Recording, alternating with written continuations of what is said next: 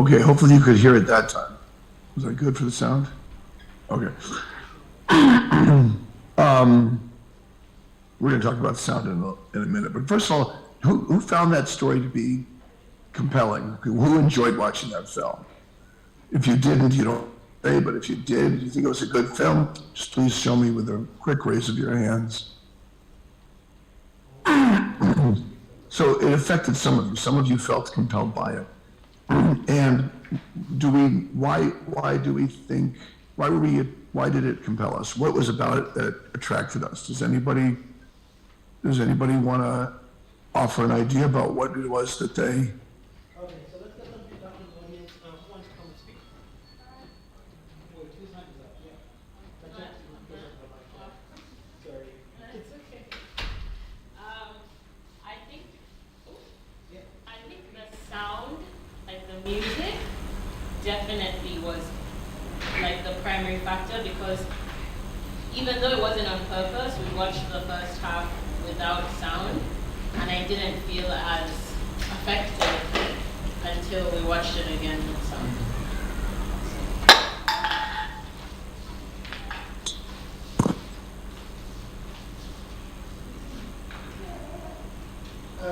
Chris, did you? We can't hear you. Ideas, what made it compelling for any of you? Okay, can we get one?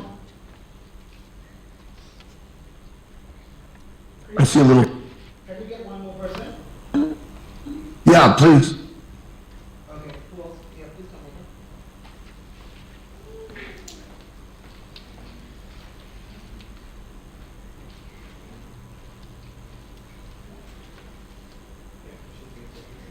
All right. What I found more compelling about the story is that the boy walks in the first moment with his face down, and then he walks to the teacher because he's used to it that every single time he walks to class he has to always to get his reward. And then the second time he walks in he knows that he has to get that reward. The third time he walks in, and this time around he looks into the teacher in the eyes, knowing that he's going to get his punishment. But the sound used is constant from the start to the end. And it made me a little bit teary because the teacher kept on not finding out why is this boy always coming late for class. And when he sees it for himself, he gets more compelled to give him a hug instead. Thank you. That's it, Chris. Yeah, thank you. You know, I feel like what makes a story compelling, I find this film to be very compelling. It's a very short film. I don't even remember how long it is. It's 3 minutes or so. It doesn't look like it's an expensive film. It looks like the kind of film that anyone with a camera who had access to a few friends in a small schoolhouse could make this film. There's no special effects. There's no crazy action sequences. There's nothing that's beyond our capabilities to deliver. Absolutely, the music has this kind of melancholy that draws us in. But for me, what draws us in, I can identify and empathize with the little boy. The little boy is late. He understands, broke the rules. He got punished. He's told not to be late again, but he continually comes late 3 times. And each time, as was just spoken, he knows what he's going to get. But the 4th time he comes in, we are privileged as an audience to not just be in the classroom and see what's happening at that moment, but we are given a view of what happens just before we get to the classroom. Before we get to the classroom, the teacher rides his bike to school, and on his way, he sees the little boy pushing perhaps his mother or an older sister or somebody in a wheelchair. We don't know who that person is, and nothing is explained to us, nothing is told us. The boy doesn't try to defend himself. But we as an audience understand that this little boy is late, not because he's fooling around playing in the street, but because he's fulfilling an obligation and he's doing something noble and helpful for somebody in need who really needs his help. And the teacher in that moment comes to understand why the child is late to school And when the boy comes in, the teacher realizes that he was too quick to judge the boy previously, and he feels shame for him as the instructor. He gives the boy a hug, gives him the ruler. Boy won't hit him back. He gives him a hug, and we understand that teachers come to understand what the boy is going through more than what he realized prior to that. I think what makes it compelling for me as an audience member, I can't speak to each of us, but I can speak for myself. As an audience member, one, it's a very simple, clear, straightforward story. I'm not confused at any moment by what's happened. So I'm able to understand it. Secondly, I think the performances are quite good. I think the boy is utterly believable, and I think the teacher is believable. Third, I think because I empathize with the boy, I understand. Now, I didn't grow up pushing somebody in a wheelchair to someplace before I went to school, so I don't have that same experience, but I understand that experience. I've had family members who needed care, who needed my help at different times, and that became the most important thing at that moment. And so I understand what that boy's going through. I understand that he's struggling to help his mother or his sister or his aunt or his neighbor, whoever it is. And it's his obligation, and more than his obligation, but his desire to help transcends his arriving at school on time. And he can't explain it, and he can't excuse it. He knows he's late, but he can't help it. This is his life. And he accepts the punishment because he knows, and for me, I think it's kind of heartbreaking. It's kind of, this poor boy. Now, why can't he get out of the house 5 minutes earlier and make it to school on time? Who knows? That's not ever addressed in the film. It doesn't have to be. But that's how I see it. Each of you might see it differently. Maybe you've actually been in the position where you've had to help a family member, or maybe you had a friend, or maybe one of your siblings helped a family member, or maybe you're just a decent human being who understands that people sometimes help other people. And that's the most important thing, that expression of love and understanding and assistance. And so, to me, this is a little film. I found it by accident on YouTube one day. It speaks to universal truths of relationships in a way that I can understand. So for me, again, my take on it is, I have empathy with the character. I understand the situation. I'm sorry that he's getting punished. I've been disciplined for things that I don't think I did wrong. I think we all have. When our elders are frustrated, sometimes they take it out on us when we're younger because they don't know what else to do. And we've all been in that situation, I'm sure, too. That all helps. The sound is minimal, but it's clear. And the first person who spoke did mention that there was a different connection when the music was on and the sound was there. And I just want to say that I'm a cinematographer, so obviously my contribution to the work that I produce is visual. But at a very young age, I grew up in a place where we only had 3 TV channels. Sometimes, if there was certain weather conditions, we could get a 4th. But I will tell you that my experience as a child was, if the sound on the TV was crackly, like kind of noise, we'd change the channel. Even if the picture was crystal clear, because you can't listen to that, it drives you crazy. But if the sound was clear and the picture was kind of fuzzy and flipping every once in a while, we would still watch because we could follow along. So in spite of the fact that I've kind of dedicated my life's work to visually representing story, I recognize the importance of sounds. Without clear sound, the audience's tolerance to watch is greatly diminished.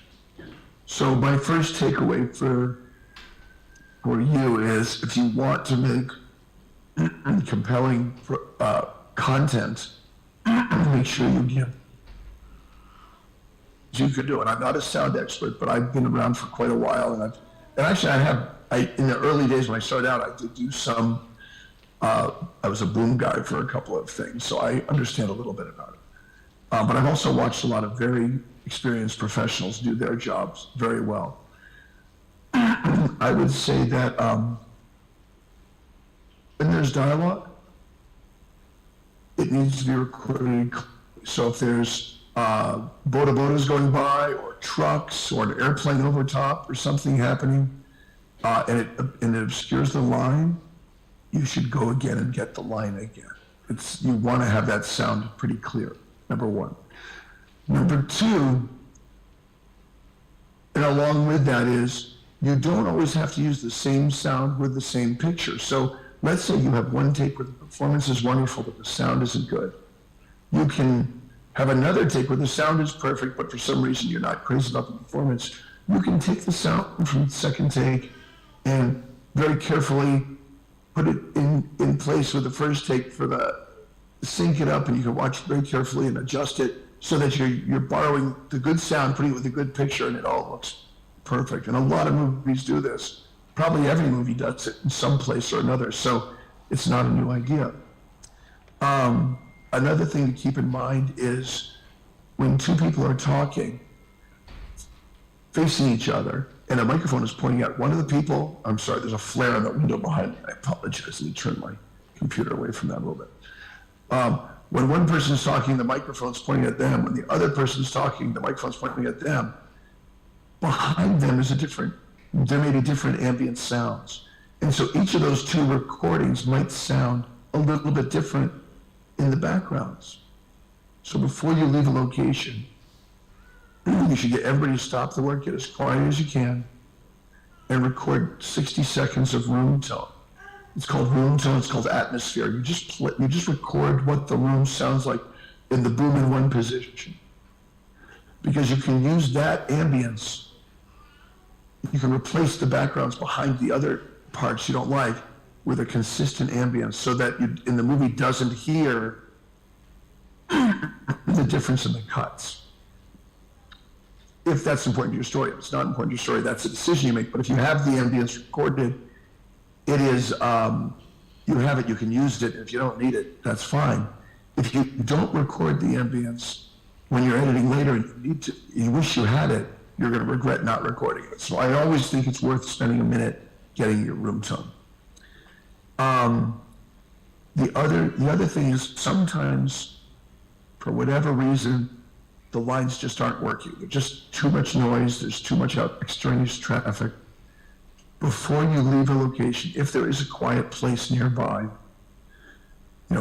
get both actors into that space and record what we call wild lines, which is the actors just saying their lines to each other in the same way that they did in the scene, but in a different place. You're not recording picture, although you could.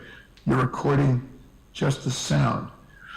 The advantage of doing that then, rather than trying to record it later, is they remember the performance. It's immediately right following when they were just doing the scene.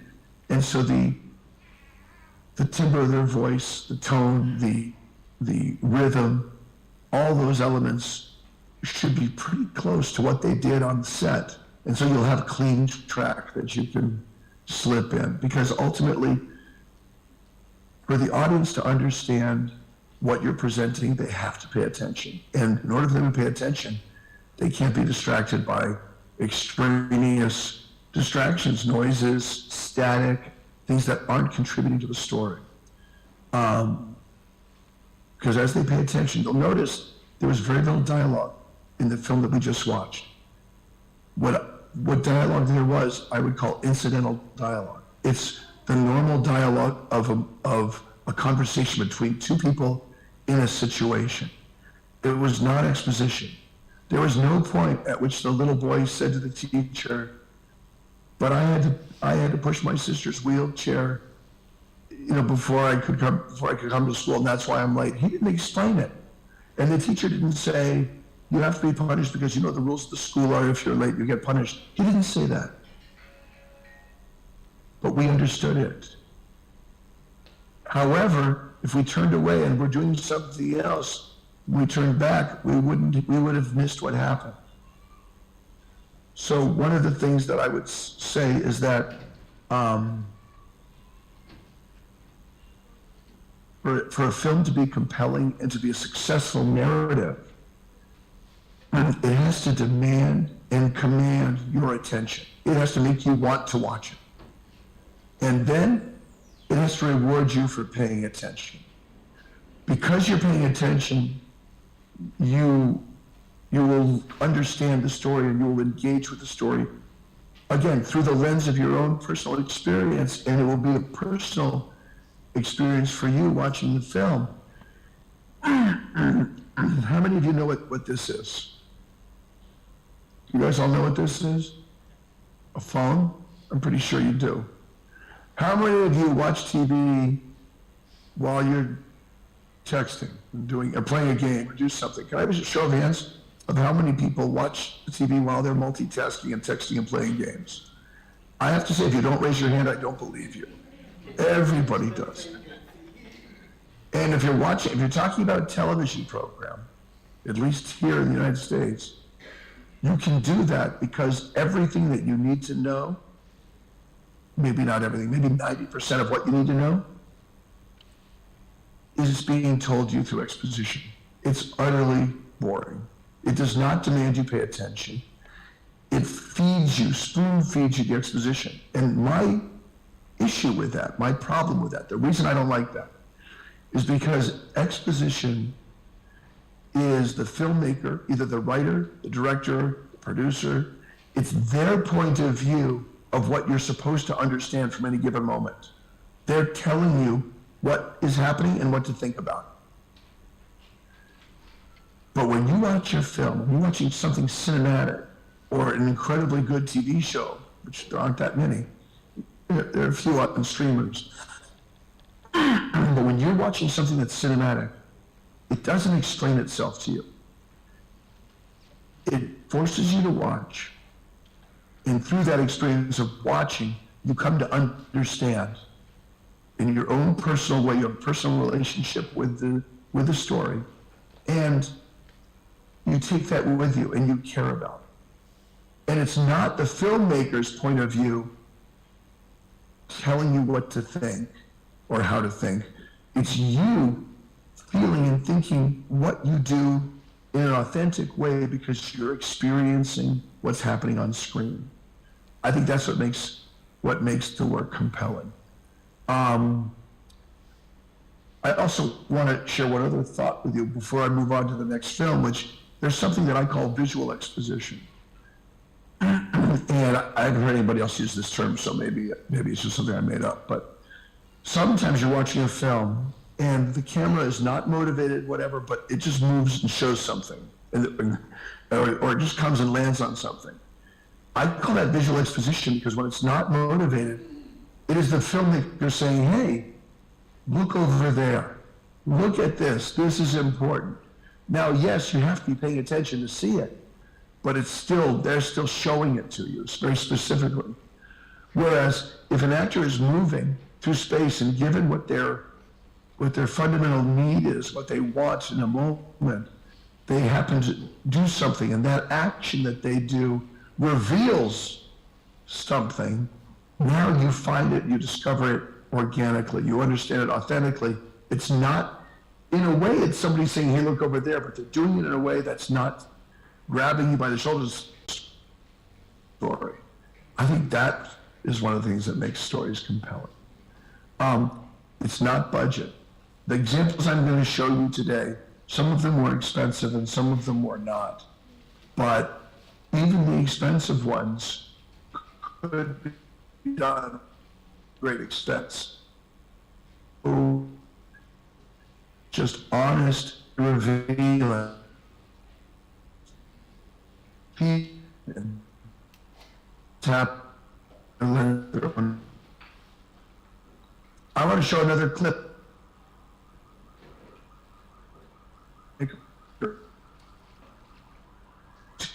If you have something on your mind. A move an arm, even if you don't want to ask a question, because right now I think the image froze.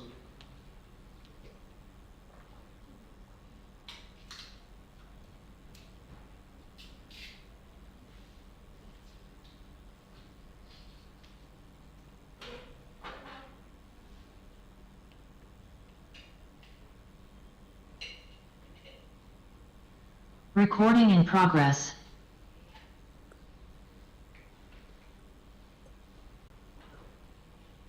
Can someone wave to me? Ah, I see movement. Okay.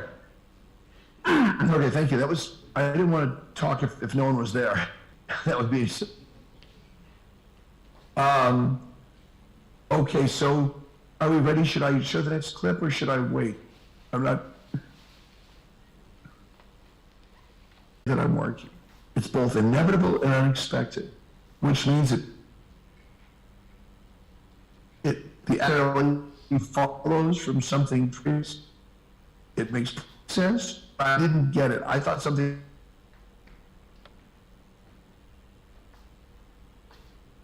See what you think about this, and let me know if this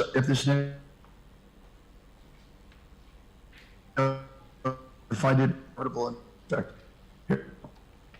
This is very short. This I also.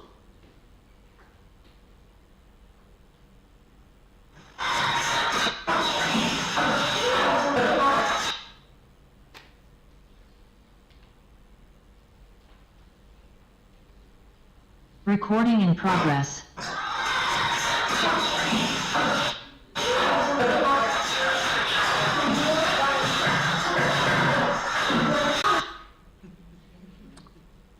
Okay.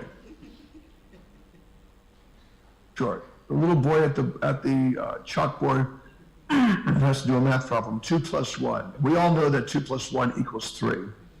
Did anybody find that amusing when you saw that? Did anybody think there's nothing unexpected? I see a head nod. To me, it's amusing. It's amusing because while this is 3, this is okay. And when the little boy holds up his 3 fingers, the boy on the board writes, okay. It's inevitable and unexpected. It's inevitable because that 2 + 1 = 3, so when he truck is empty, but he's like, okay, I just saved something, and he's on his phone, he's gonna text to somebody, and what does he see when he walks by? We reveal that 3 guys were pushing the truck, and now he's embarrassed and he runs away.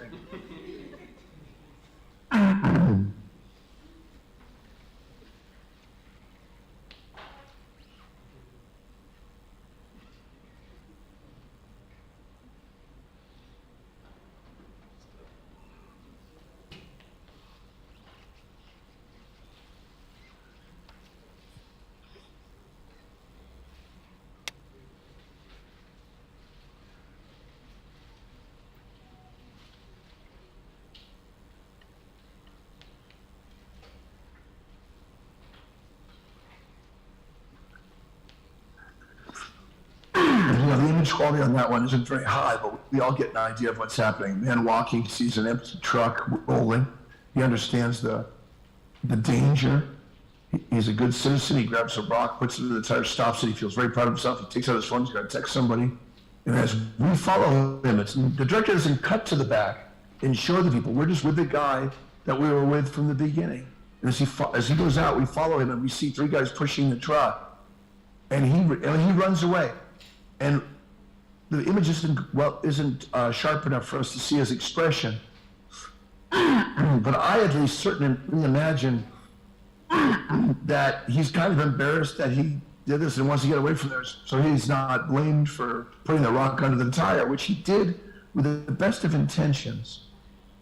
And there's no dialogue, there's no conversation, there's not even music in that clip. It's just a GIF from off YouTube or something, or somewhere off the internet.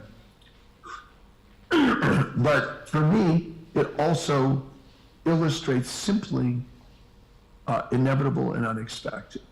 And because what makes a film compelling is not how beautifully it's photographed how great the music is, how, how clear the sound is. What really makes a film compelling is how truthful the content is, and how we as audience members can connect, we can form empathy. We want our lead character, our protagonist, we want to empathize. We don't have to necessarily like them.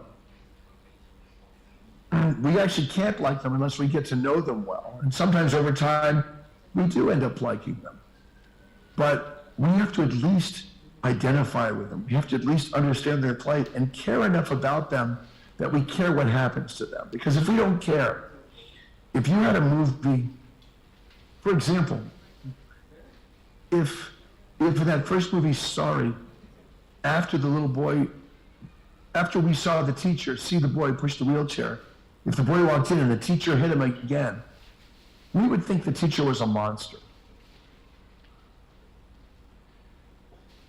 But that teacher, he changes because of what he learns. And therefore we understand.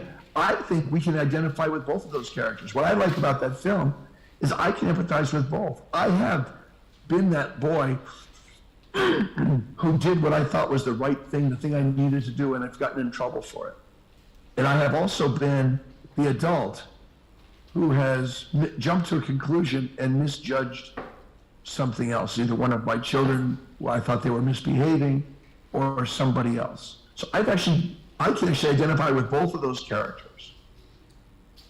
And why that works is because I can identify with that which is best of both of those characters. I see myself in that movie. And I can see myself as the little boy who, in spite of knowing I was going to get punished, I did the right thing. And I can also see myself as the adult who did the wrong thing and learned from it, recognized my mistake, and grew from it. Because fundamentally, I think that when we watch media, I don't want to limit it to films, I want to say media, we are looking to see representations of ourselves on screen. And if it's not ourselves, if we don't watch something and say, I'm that character, I'm this character, it might be somebody dear to us. It might be, that's just like my brother, that's just like my sister, my father's like that, my aunt is like that, my uncle's like that, my best friend is like that.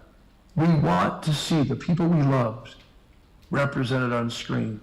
It's most powerful when we recognize ourselves, as long as it doesn't make us look stupid and foolish. It makes us look like somebody we want to be. We want to see that. And I think that's very true. I mean, it may not be true 100% of the time, but next time you watch a film, ask yourself, do you identify with one of the characters? Do you see yourself in them? Do you wish you were more like them? It may not even be that you're like them. Maybe they're doing something that you wish you had done. Like maybe you're the kid when you were young was asked to do something by your parents and you didn't want to do it, and so your brother or sister ended up doing it.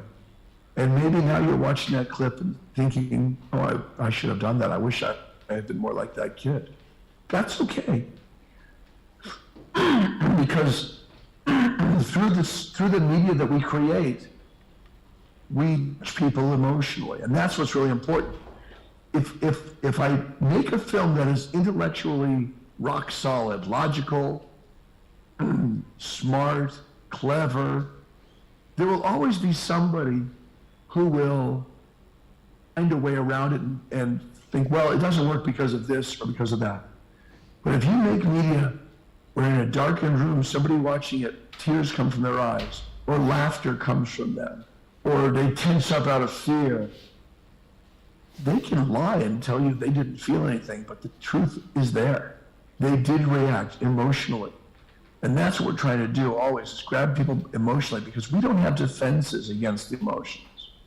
The best defense we have against emotions in media is to constantly tell ourselves, this isn't real, this isn't real, this isn't real. But the conceit of media is that we're trying to get the audience to buy into it, to accept it, to suspend disbelief, so that they believe it's real. And sometimes we tell ourselves it's not, as a defense mechanism, because we're afraid of our emotions. But if we let our emotions, out, and we feel, and we're honest with ourselves, and we have an emotional response, then the piece is working.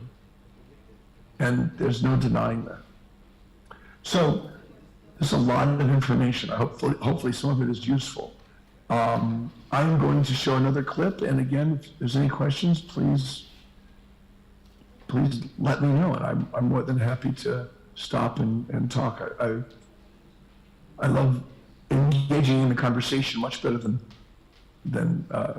just talking myself. But anyway, here we go. So this is the end of that one. This is the only clip I have to show today from a documentary. I know that some of you are making documentaries, and this is a film made in Macedonia, I don't know, maybe 3 or 4 years ago, called Honeyland. And I think it's kind of extraordinary. And I don't think it was very expensive. There is a drone shot, which maybe adds to the cost of it, but other than that, it seems like honest filmmaking and very within the financial means of anybody interested in making a doc. So let's take a look.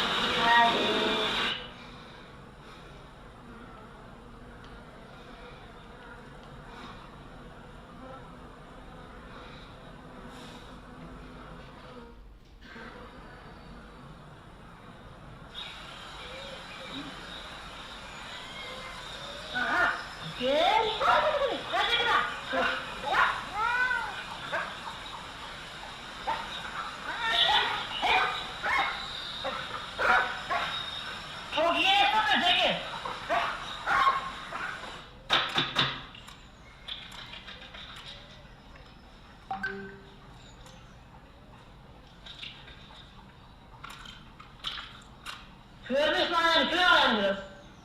Köy ayağına aşağı. Ya. Ayağını köyden aç, niye yapın ne o? Köy. Öyle köy aşağıda ama ana böyle ama. Ana sizi köye uzattın seni. Köye biraz ayağını. Köye de gayet. Abi köye almayı. Niçin? Köye sana. Olsun köye. Köye demiş. Köye. Köye de tutursun ama ya. Köye. İçine git. Haydi. Ay sen nasıl değilsin öyle olsun.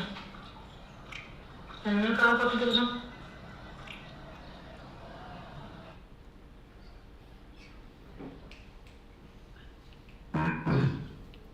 I love that film and I love that clip. You know, we see two women, one looks like the daughter of the other.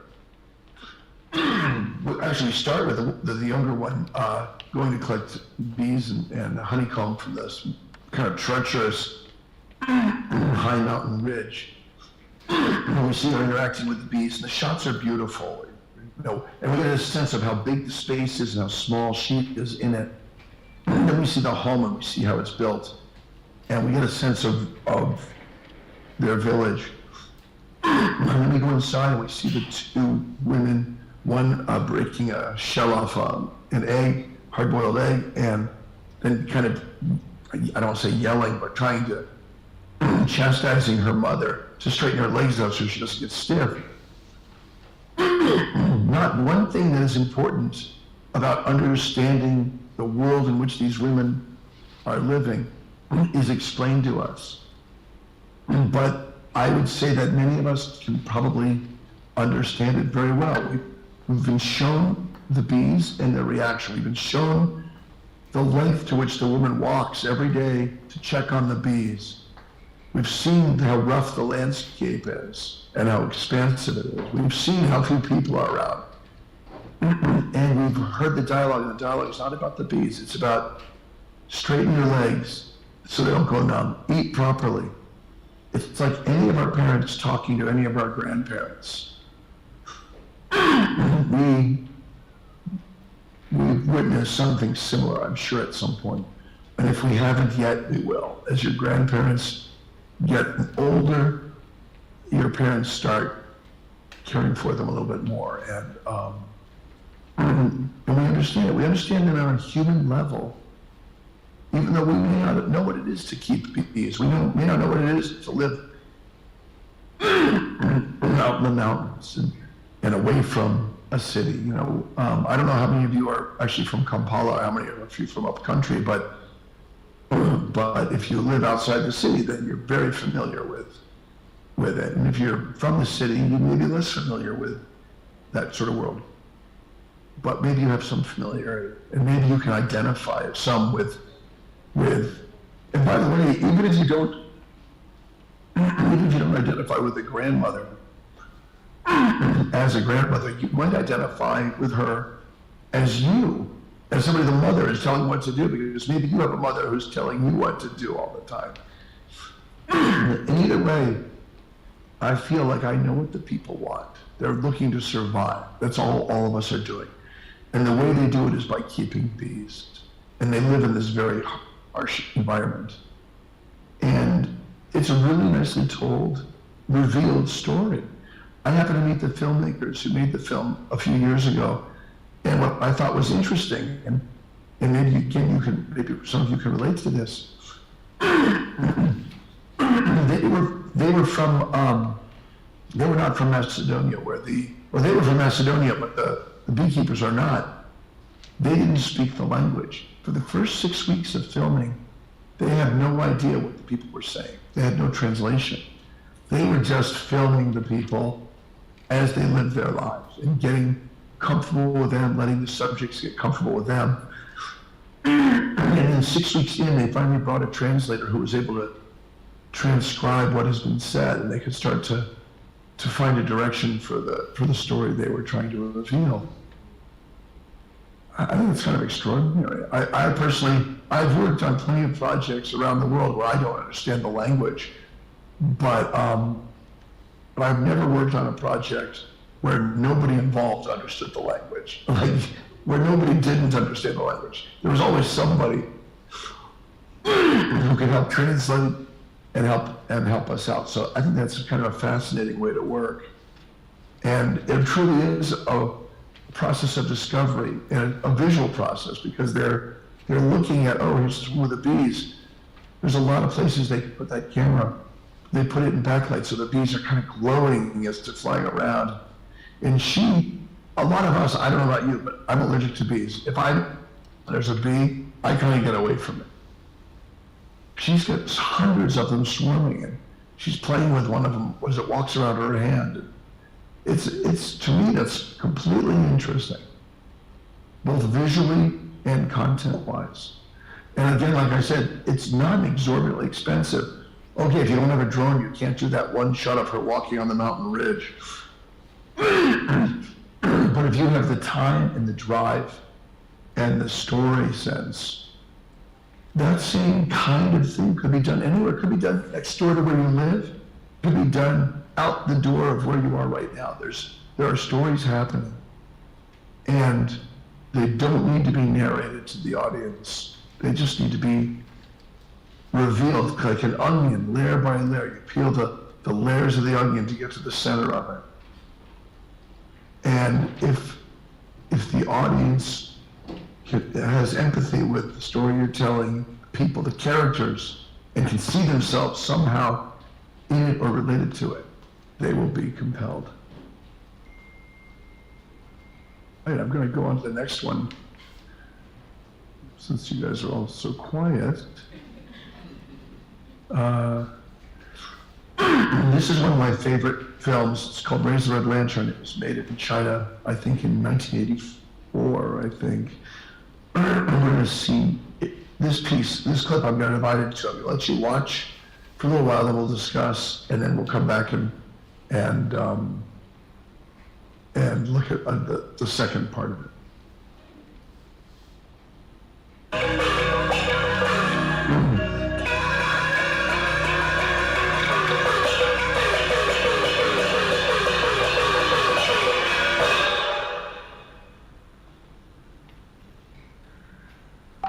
娘，你不要再说了。你已经跟我说了3天了，我也想明白了。嫁人就嫁人吧。那好，你想嫁给什么人？嫁给什么人，能由得了我吗？你一直在提钱，就嫁个有钱人吧。嫁有钱人可是当小老婆。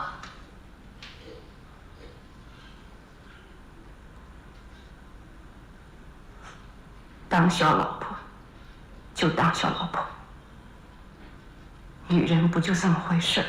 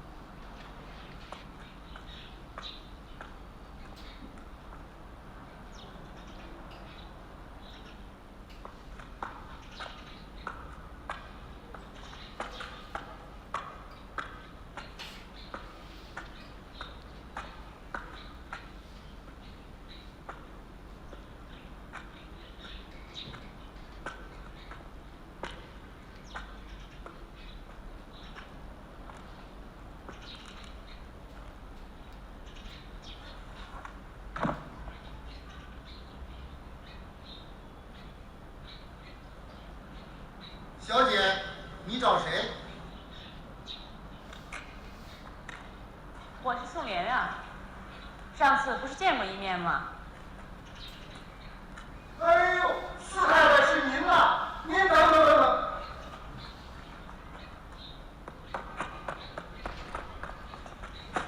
华少去接您了，您没见着？我自己走来了。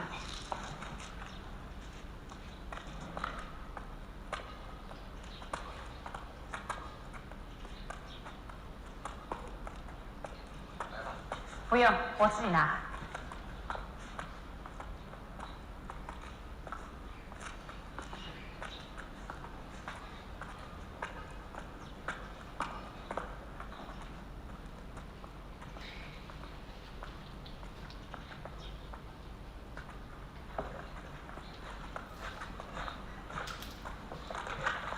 您稍后。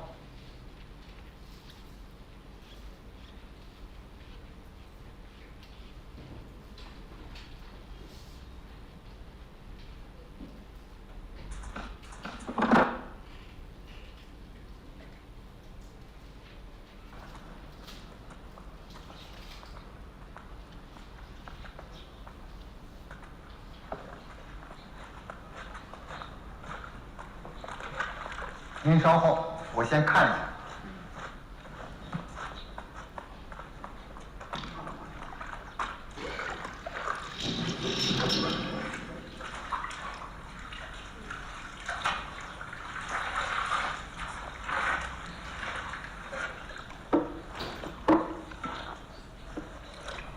你是谁呀？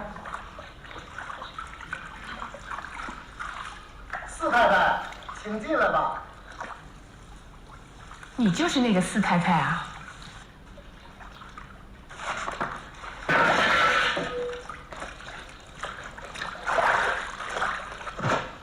对，我就是那个四太太。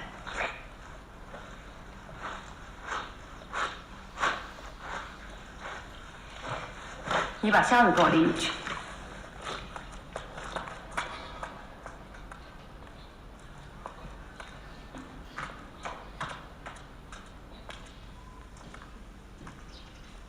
四太太，往后您就住在这儿，我是管家陈百顺，有什么事儿您尽管吩咐。这屋子里干嘛挂这么些红灯笼啊？不是你来了吗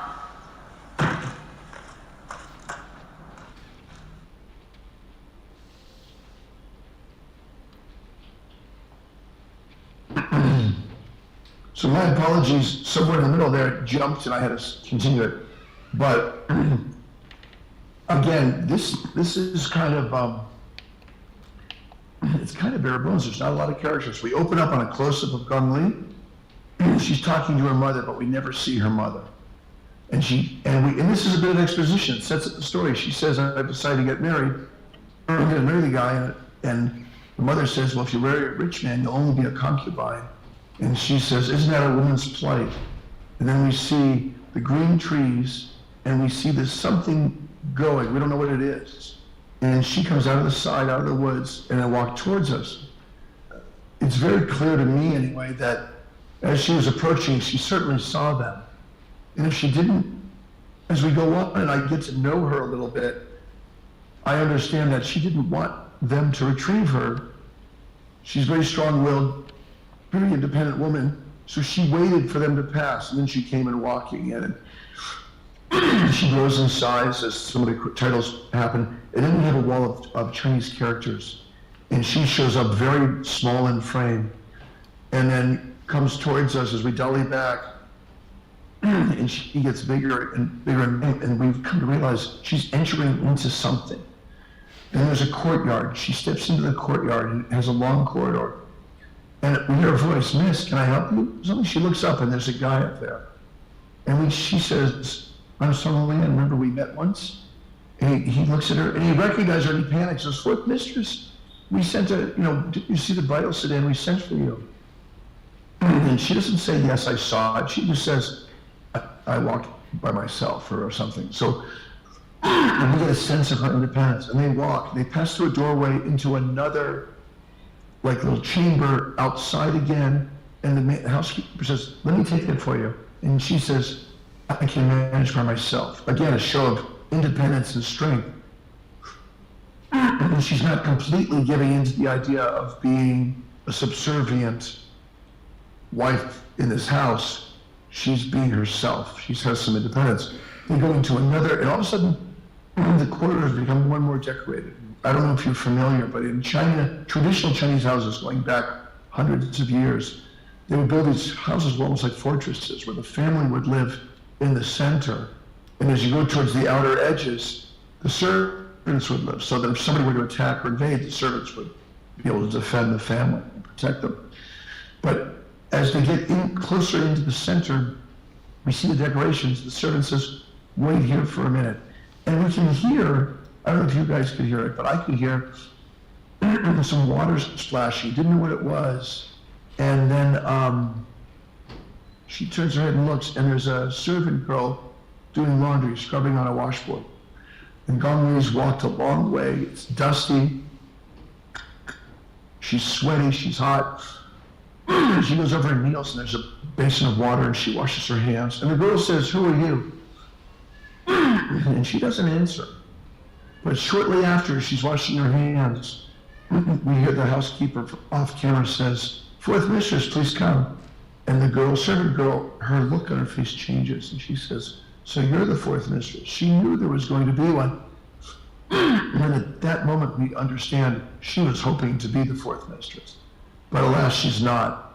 And Gong Li recognizes that she's in control. And this little girl just kind of insulted her by taking that water basin and putting another sheet into it. Gong Li looks over her shoulder, turns back, and with kind of a wry smile, says, yes, I'm the fourth mistress. Bring my suitcase. And she goes inside. She didn't let the other guy carry the suitcase. She was in control. But now she's telling this other person, bring my suitcase. She's still in control. She's going to marry the man who owns the house, going to be his fourth wife. And the servants have two choices. They can either follow her instructions, or they can leave and find some other work, a different life. And she recognizes that, so she says, bring my suitcase. So she goes inside, and the housekeeper introduces himself and says, this is where you're going to live. There's a little sitting area, and there's a bed, and there's red lanterns. And Gong Li says, why all the red lanterns? And the answer doesn't come. And in fact, the answer doesn't come for another 12 minutes or so in the movie. But the answer she gets at that moment, we hear it. We don't see it, anyone say it. We hear the answer, because you've arrived. And then we cut to the servant, who's obviously the one who said it, puts the suitcase down and walks away. We're going to pick up now where we left off and show the lighting ritual. But my point is this, that if you're going to use exposition, if you're going to explain something, this is not my idea, this is something I've read in many sources, and I believe it to be true. It should come as late as possible. You should never explain something while it's happening, or worse, before it happens, because the audience will be bored. You should explain it as late as possible so that we see what happens, we wonder what's happening, we're asking ourselves the question of what's happening. And then by the time, 12 minutes later in this case, when she gets the answer, by that point, other questions have been raised. Because you never want the audience to be ahead of the story. You never want the drama to be inevitable and expected, because then they'll be bored. It's inevitable and unexpected. You want them to be surprised. But it has to be inevitable, it has to be earned. If you don't earn it, if it's not inevitable, then it's a cheap shot and you'll be resented for it. And if it's shown and not spoken, you demand, as a filmmaker, you demand that the audience pay attention to the screen, because film is foremost a visual medium. And I'm going to take a little departure here and just talk about two words that I think we all use. And I want to just clarify when I use them, what I mean by them, and I suspect maybe you will too. One is creativity. as filmmakers, we think we're creative. But what is creativity? Does anybody want to take a stab at telling me what you think it means to be creative? Okay. Hands.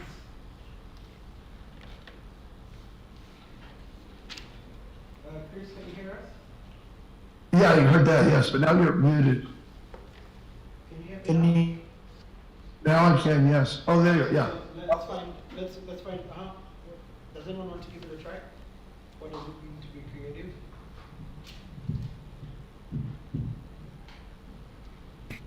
Sure, try using that mic and see. Chris, can you let me know if you can hear him? You can hear him? It's usually attached to birthing new ideas that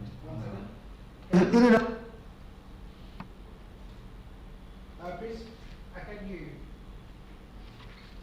I can't hear you. I can't hear you, Chris. I can't hear you. Yeah, oh, I heard that. I heard you say you can't hear me, but all of your connections to me look like they're muted.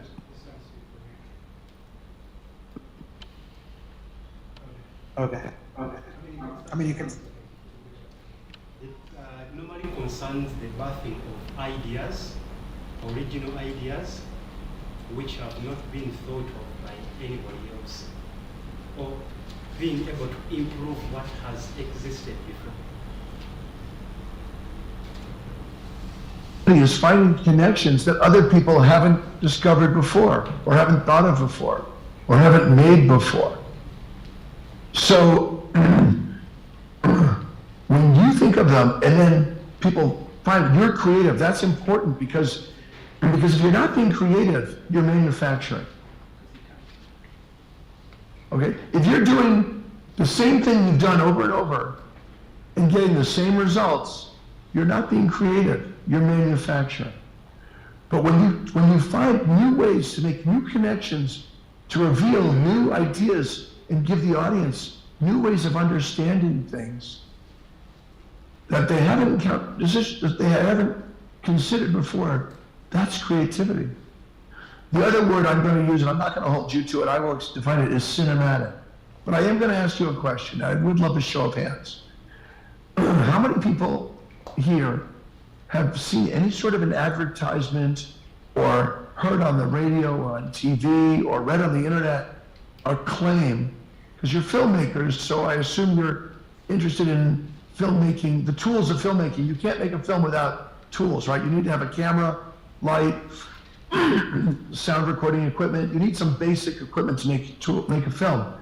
How many of you have heard or read or seen something that says, use this tool for cinematic results, or this is a truly cinematic lens, or this light is a cinematic lens? Has anybody heard that before? I've got to believe. Here, we see ads like that all the time. And I'm going to say that it's bullshit. A lens is not cinematic. A light is not cinematic. A microphone is not cinematic. What does cinematic mean? Cinematic means that which can only be conveyed through cinema. So what are the specifics of cinema? Cinema involves moving images and sound design and music and production design, art direction, wardrobe. All those things come together. Now, and as to borrow a phrase from Andrei Tarkovsky, the famous Russian filmmaker in exile, who he's dead, long dead now, but he called filmmaking sculpting in time. You're freezing time, but it's a time-based medium. Exposition is not cinematic because exposition exists in written word in novels. It exists in theater, in plays when a performer gives a soliloquy. It exists in radio. Images by themselves are not cinematic because there are paintings, there are still photographs. We have ability to see it.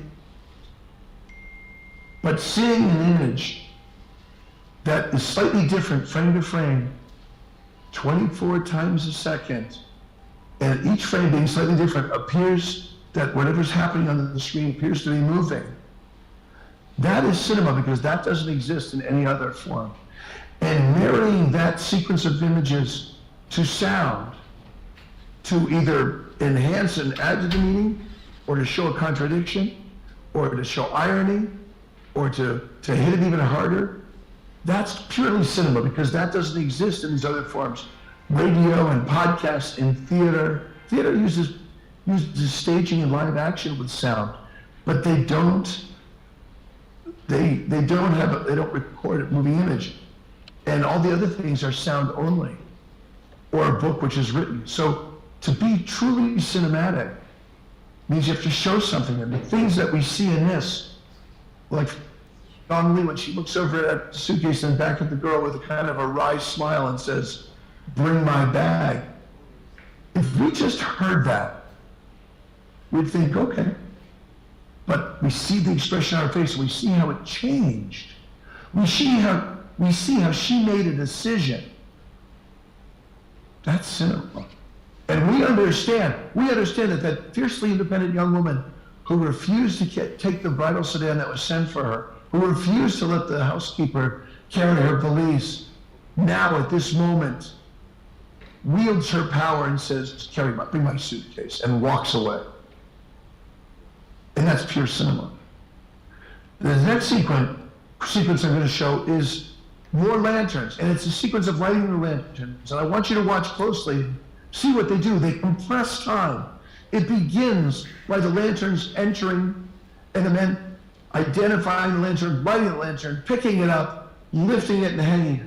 And as we watch the sequence, parts of what have happened, parts of what we were shown to be essential to the sequence, get shortened and then get omitted to the point where we just see lanterns being hung. But we understand what came before. What came before was the ritual that we saw of lighting the lanterns and lifting them, doing it. But rather than making us watch the whole thing for an hour, it's compressed very quickly into a minute or two. It's altering our understanding of time. That's also cinema, and that's the role of one of the roles of editing in cinema. So let's take a look at the sequence. It's continuing from Raise the Red Lantern. It's the same film as the very next scene.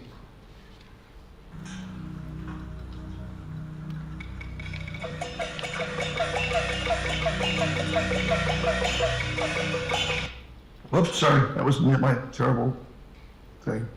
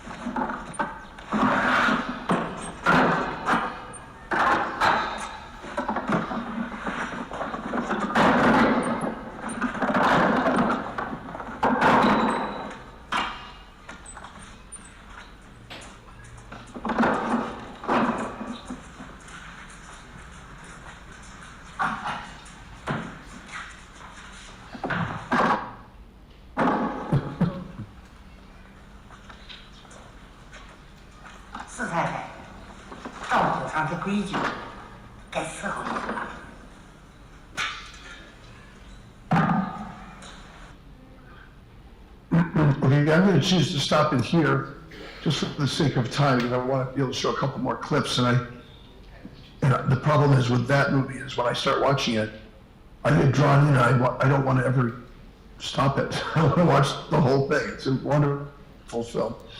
Yes, I see a hand raised right in the, but I can't hear you.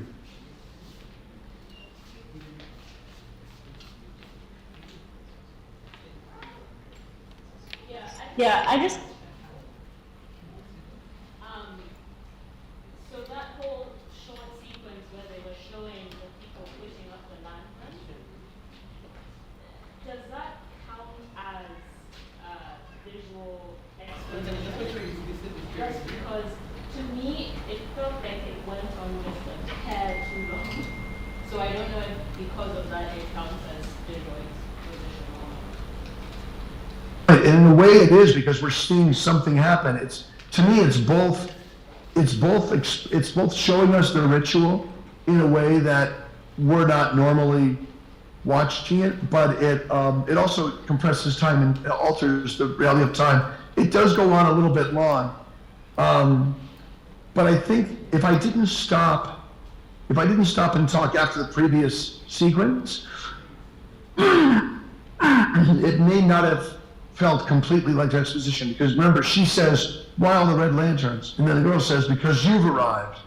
And then we cut to and we see the red lanterns coming and even more of them. And we're wondering, on the heels of the answer, because you've arrived, now there's even more. And we're thinking, what does that mean? Why are there more red lanterns? Like, what's happening?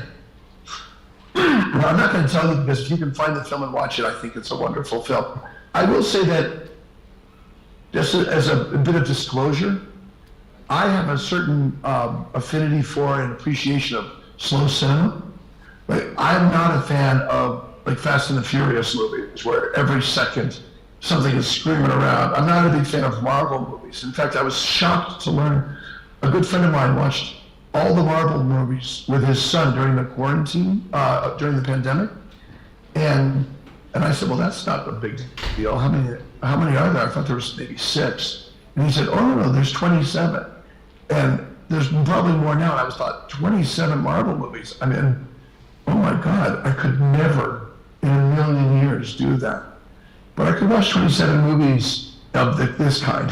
So, yeah, we all have our taste.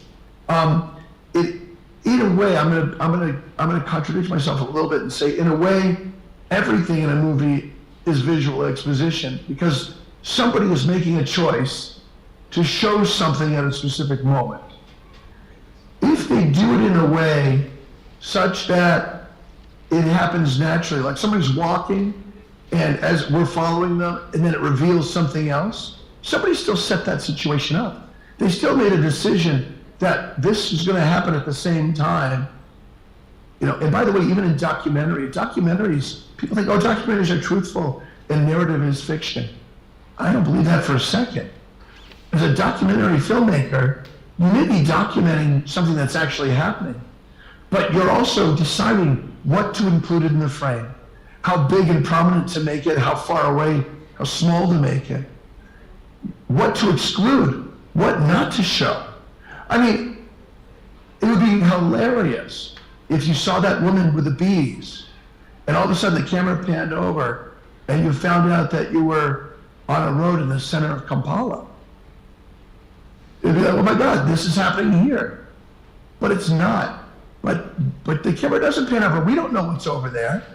We believe that we've seen hillsides and mountains and that there's nothing over there but grass and mountains, because we weren't shown it in context. So, yeah, I thank you for the time reminder.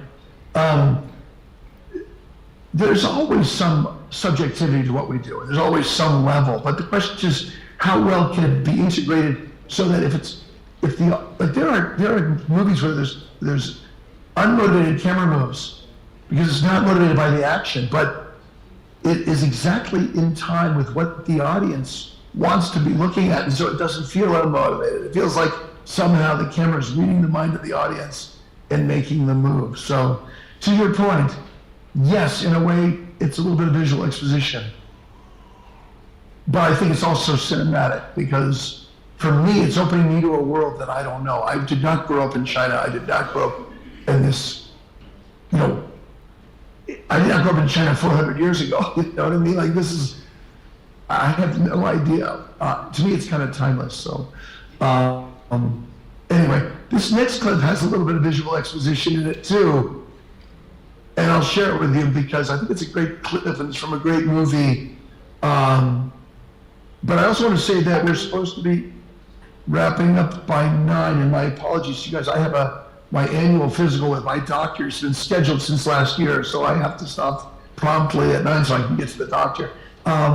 So after this next clip, I'll talk a little bit, and then if any questions you guys have, I'll try to briefly answer them so I can get as many questions as possible. If there are no questions, of course, I can show another clip, but I always think it's better I'd like to respond to whatever it is you guys would like to know. So anyway, this is from Silence of the Lambs. Here we go.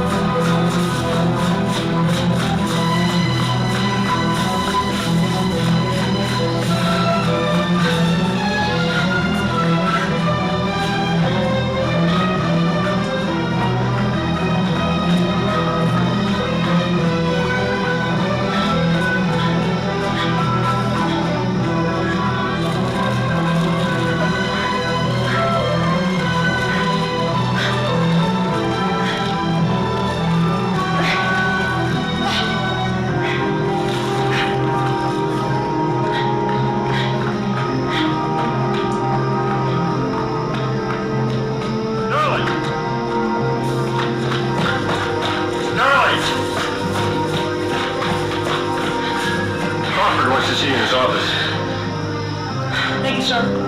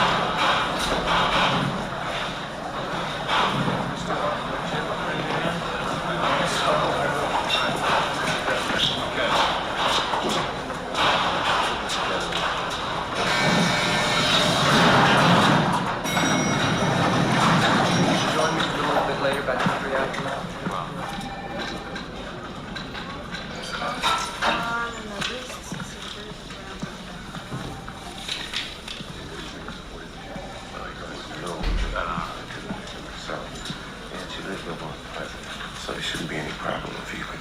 You looking for Crawford? Yes, sir. Well, he should be back in a couple minutes. Why don't you wait in his office? Okay. And then I think they were over in Flushing.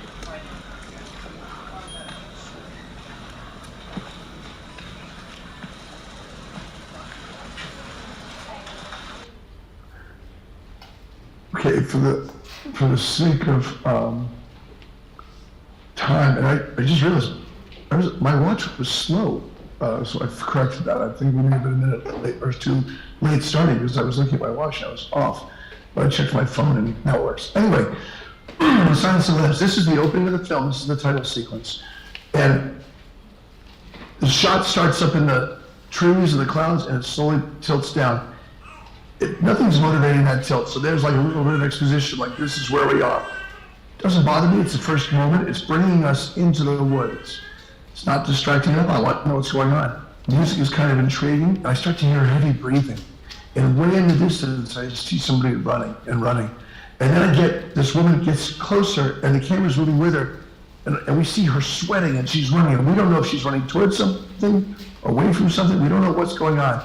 But we're pretty sure that she's in the woods and she's alone. We don't even really know what time of day it is, but the visual clues would lead us to believe it's morning. There's a little bit of sun coming through, it's kind of yellow, not red. It's a little foggy and cloudy, but as she runs, the fog starts to burn off and we start to get some sun. Typically, if we start the day with some fog and it burns off, that happens. Doesn't usually. Sometimes fog rolls in late in the day, but it's probably a little less, maybe a little less common. And then she gets to that, then we realize it's an obstacle course. We see that rope ladder thing that she's gonna climb. The sun, and she goes over and flips. She comes down it. She could have gone around it, but she went over it. She's obviously pushing herself. She's working hard. She comes down, she starts to run. The camera stops, she goes into the distance, and we hear starling. Somebody calls. You don't know who that is. A guy kind of jogs up into frame. She comes back and says, yes. He says, Crawford wants to see you in his office. Thank you, sir, whatever. She runs off, and as he turns to watch her go, we see on his hat, FBI. Now, that shot always bothers me. That's like, I'm in the FBI. That is visual exposition. However, I also believe that that's probably exactly how they dress, how the trainers dress. He's wearing a yellow vest to identify him. He's wearing his hat. It is an exposition, but I don't feel like it's somebody imposing it from the outside. I feel like this is authentic to what they would wear. I believe it. So it bugs me, but not whatever. Then we have a shot that bugs me more, which is the signs on the trees. Bravery, strength, whatever they're saying. And the camera tilts down so we can read them. And that's a shot that, while I believe those may be there too, we tilt down to find her running out of the woods. I wish I would have preferred to have her running and have the camera land on those signs and have it bring us to those signs rather than cutting to them and showing them, but whatever. This film is wonderful, by the way. It's a great film. I'm not trying to diss the film at all. I'm just looking at, there's little minutiae, and the more you watch things, the more you can start to find your own ideas about them. What would you prefer to see? And then you can employ those on your own work. Anyway, she goes running towards a building, and we stay far away, and we see her running far away. What that shows us is that she's moved pretty far to get into the woods. She's gone a great distance. As she gets closer to the building, what do we see? We see groups of people dressed the same, sharing activities. We see a group of people climbing ropes up the side of the building. They're all in the same uniform. We see another group of people coming out jogging in formation, all in the same kind of sweatsuits. And what we learn is that while everybody else is just starting the day's workout, she was out before everybody doing it on her own. While they're doing it together as a group, it's probably scheduled, it's probably mandated. She was doing this before she got together with her group. She was doing extra. She was working extra hard because she's a strong, motivated woman. We get to the part where there's that glass bridge between the two buildings, and we see everybody moving one direction, and then the camera zooms in, and one person is moving the other direction. Guess what? That's our hero. Everybody's going one way, she's going the other. because she's independent. She gets into the place where she sees the guys cleaning the guns. They're all wearing the same shirts, different uniform, but a uniform. We see that they're all doing the same thing together. She gets in the hallway, she gets to the elevator, and all these guys get in red shirts, and they're huge. We're on her, and we don't see anybody's face. We see her face and their shoulders, because they're all big, big men on this elevator. And then when the door opens, she's alone. And what that tells us is that they all got off someplace else together, but she's going someplace special, someplace different, someplace unique, someplace that the others weren't invited. And we see another side of behavioral sciences. Don't show me everything, but whatever. She goes into the room, and I don't show you beyond that. But we start to understand, she's our protagonist in this movie. And she's a strong woman, and she doesn't say it, nobody says it, but everything we see leads us to understand who she is, that she's somehow unique, she's somehow different from everybody else. She's working harder, and she's self-motivated. And that is why she gets selected for this special assignment. Earned it. She's not one of the group. Imagine if she was just running with the group and doing everything, but they picked her for this assignment. That would not follow one thing from the other. And that's the other thing about a compelling story. When you're watching a compelling story, things don't just happen because you jump around and they can happen. Things happen because they're caused by something that happened before them. And when that thing happens, they in turn cause something else. Cause and effect. If the action we see follows from something we learned earlier, in a natural way, it follows it, we're drawn in and we follow and believe it. We don't feel like we're being pushed into a story. We feel like we're being drawn into the story. And so the goal when we make work is to try to find ways, and it's often very difficult. It's often not the first thing we think of. And it may not even be the thing that's written in the script. We need to find another way to convey the same idea because it works better. So I'm going to stop here and ask if there's any questions. If there's not, I have at least one more clip I would show you, but I want to make sure that if anybody has any comments, not just questions, if you have comments. I mean, if you think I'm out of my mind, if you think, no, I prefer something else, that's fine. We should talk. It's a dialogue. Except I don't want to talk. Please come up and don't be shy.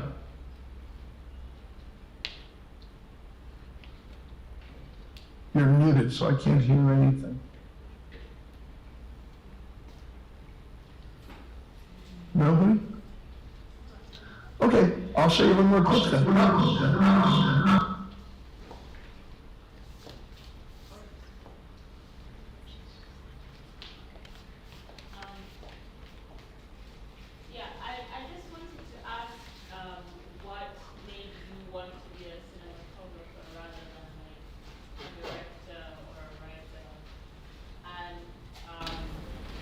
Where do you feel the overlap is? Then. The truth is, I really wanted to be an inventor. When I was little, I wanted to be an inventor. I thought that was cool. I just wanted to make stuff that people didn't have and that we could use. And it would be useful stuff and it would be cool. I went to a Thomas Edison Museum for one of my birthday parties when I was little, and I was so blown away by everything I saw there. I was like, well, that's what I want to do. But one of the things that Edison did was made movies. He had invented a couple of cameras, but he had stolen the patents on some other things. But he made movies, and that's really what kind of got me started. I've always had an affinity for art and for the way light works. I couldn't articulate it, I didn't understand it.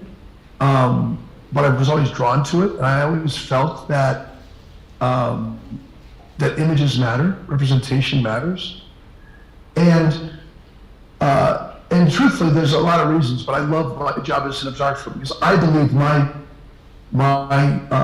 personality or my strengths lie in helping somebody else make what they're making better than it would be made if I wasn't part of it. But I think that if I was the director and it was up to me, I don't think I would be a very good director. I mean, to be a good director, I would have to completely connect with the story in such a deep way. Because many directors work on a project for 2 to 5 to 8 to 10 years. I don't have that attention span. So for me to say, okay, I want to direct this, it would have to be something that I say, okay, I'm okay if I have to spend the next 10 years doing it. I'm a little bit impatient when it comes to that. I don't think I would have that sensibilities. And writing, I've done some writing, and I've been working on a book recently, but I never wanted to write screenplays because I feel, and I don't mean to insult people who write screenplays, but I feel like screenplays are in essence a roadmap to making a film that people will go see. That if you write a screenplay and it does not get made into a film, it's not a literary form that people will read. Very few people just go and read scripts. The only people who do are writers. And so I always thought if I was going to write, I would prefer to write a novel or a book of some sort, because if I wrote a book, when I'm done, it would be the thing it's supposed to be. And if later on somebody wanted to make okay, that would be something else. But if you write a script and the movie never gets made, it's as if you didn't write anything. And that just, I didn't want to put all that time and energy in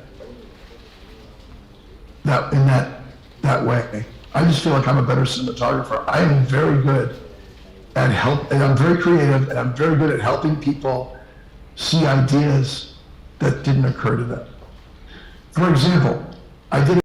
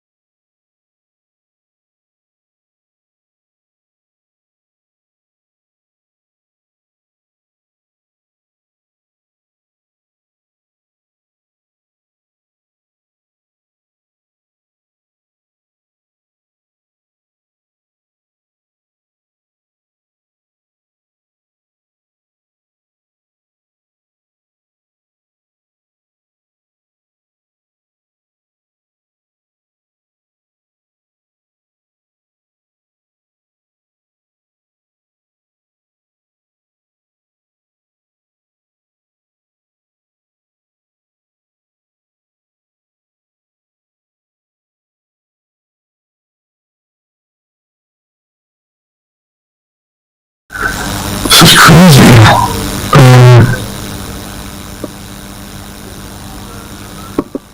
Okay, let me look. I think maybe I'll find it right here. It might be in this other PowerPoint.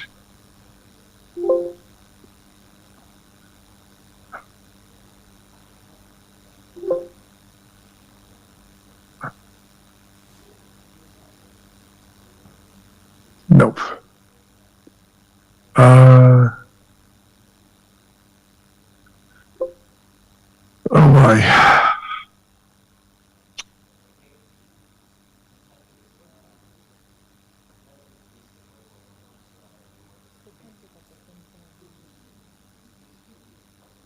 That is why. And so I'm sorry, I started in the film business. I started as a driver and a production assistant. I became a grip, became an electrician. I was a gaffer for a while. I became a cinematographer. That's kind of a but it's because that's where I was drawn, and I thought that was where my strengths lie. I will say I've directed quite a lot for somebody who doesn't want to be a director. Because early in my career, it was hard to find jobs shooting, but I could get jobs as a director and then hire myself to shoot it. So I would, because most directors I tried to approach, they already had cinematographers they wanted to work with, and they wouldn't hire me. So I would get the job to direct, hire myself, and that's kind of how I started shooting. And I understand that somebody else has a question, so please.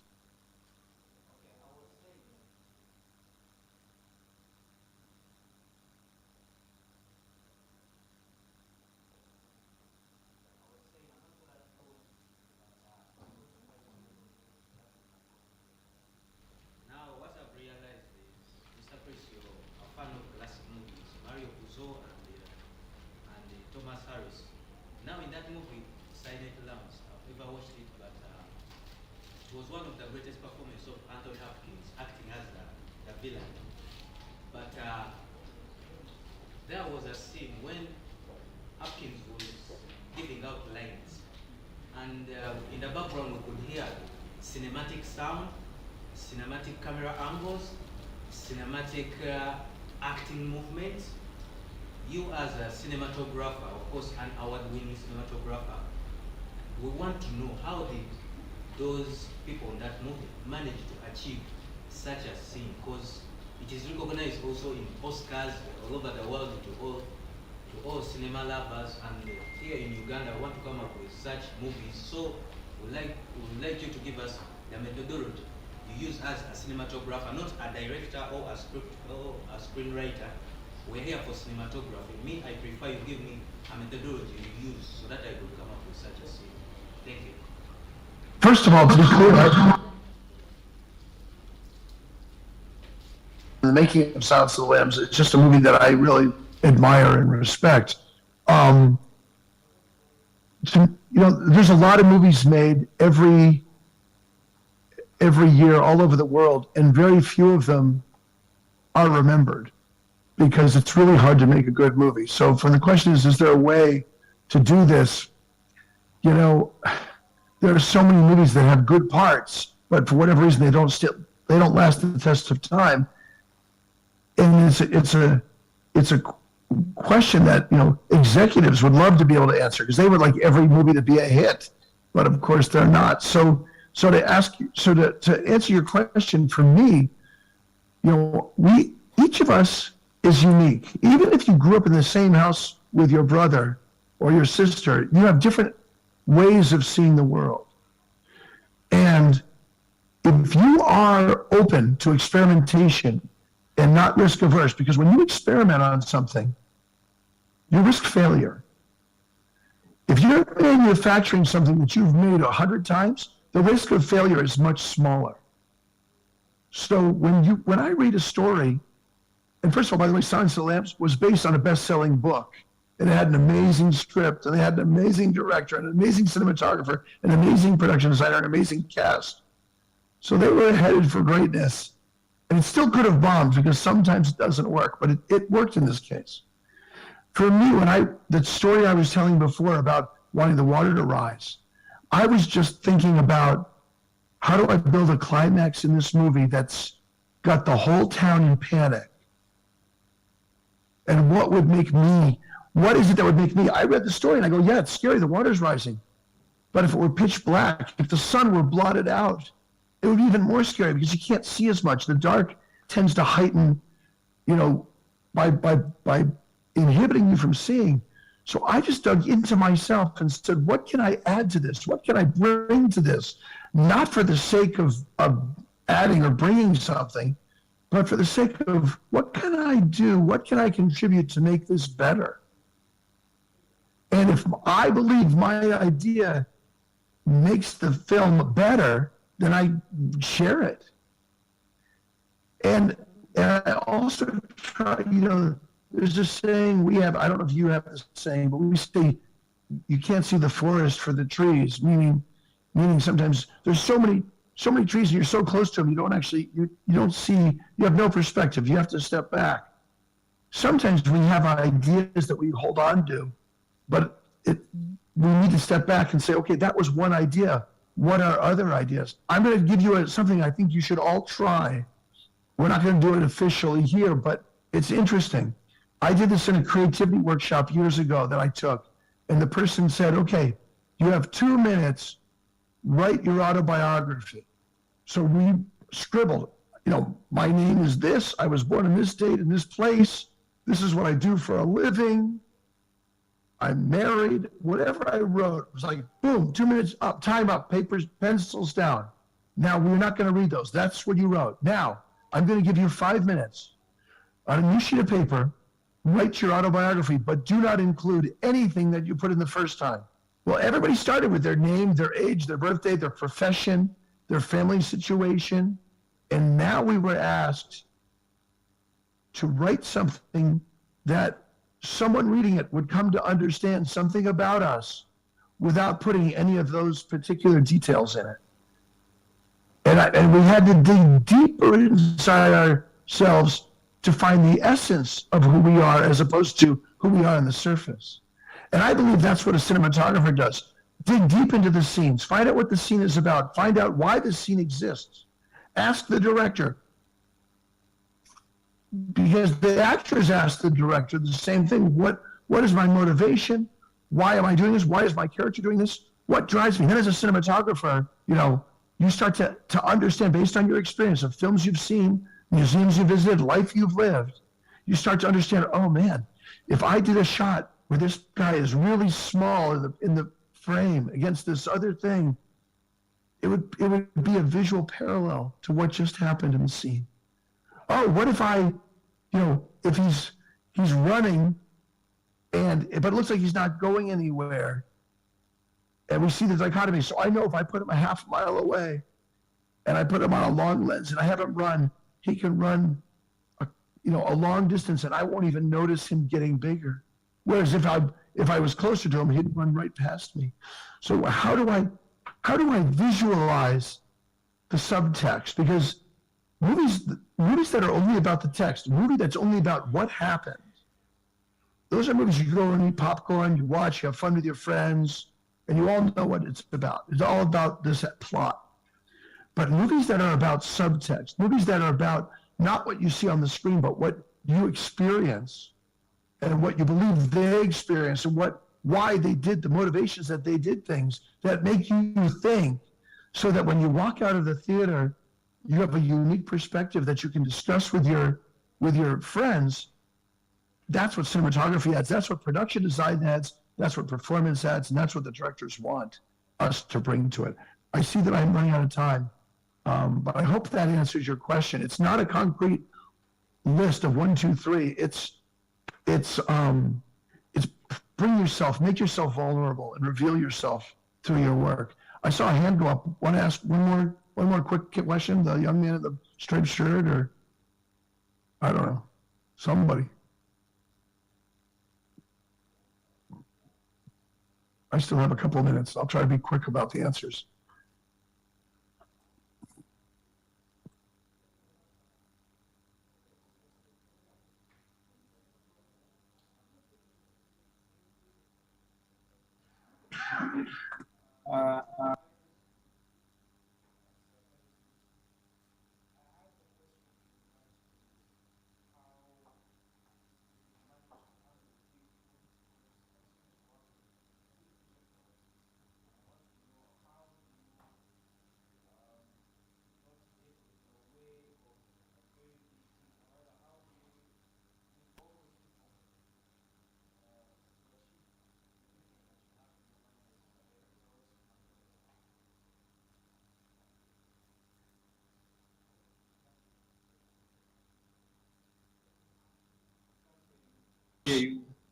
Oh,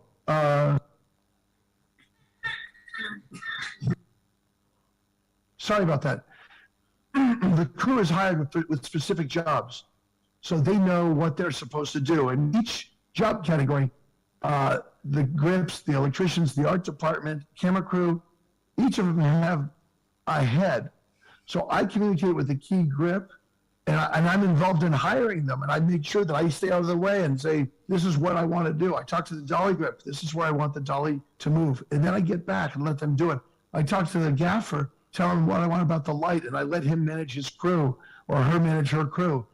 I talk with the art director or set dresser about what I'm going to see and what I'm not going to see. I'm not going to see this table, and it's in the way. Can we get rid of it? I am going to see over there. Can we put that lamp? Can we move that lamp a little bit? Whatever it is, get very specific and then let people do their jobs. And of course, there's an assistant director who's the hub of all the communications who makes sure that everybody is working towards that end. And I mean, it takes trusting your people, and it takes hiring good people. And sometimes you have to tell them exactly what to do, and sometimes you can be a little more general because you know that they're going to bring it, and you give them a chance to express themselves creatively, and they always love that, and that's a good way to engender good feelings between yourself and the crew.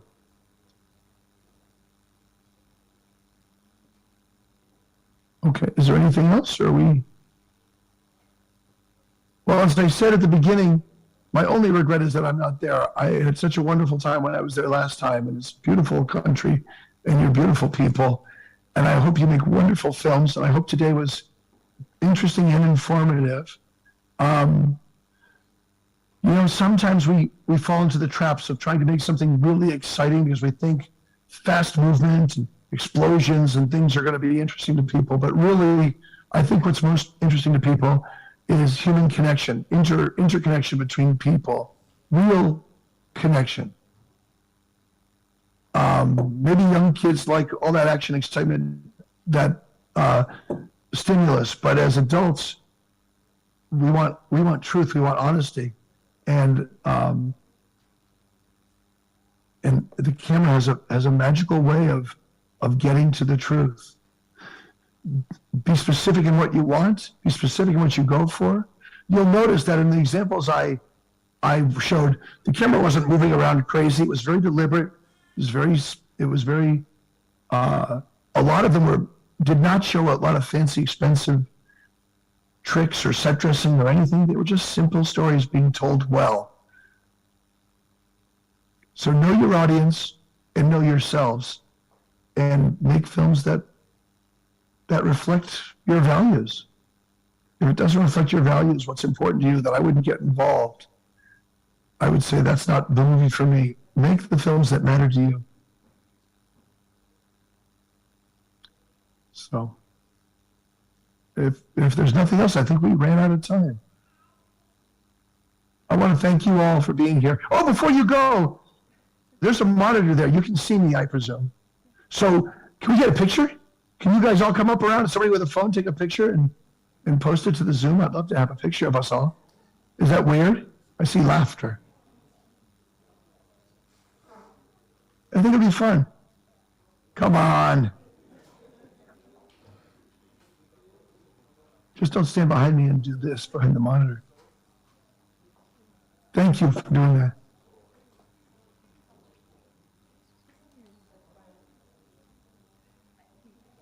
But make sure I'm in the picture too. Make sure is the monitor there too? Awesome. Thank you guys for doing this. I know it probably sounds silly to you, but I think it's fun.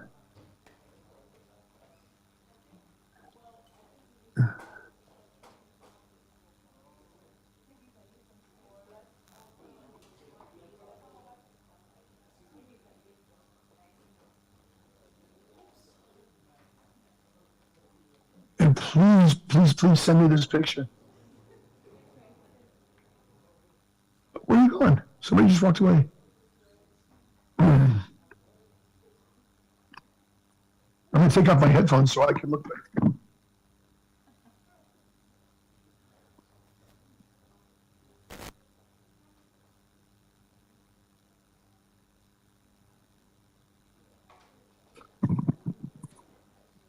All right. Thank you for that. I would love to get that emailed to me, or posted it here in the chat would be amazing. I guess we can stop the recording. I didn't know we were recording. We might as well stop. Recording stopped. Awesome. All right. Thank you so much, Chris.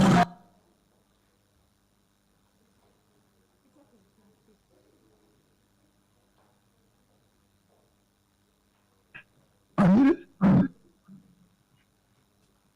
right, thank you.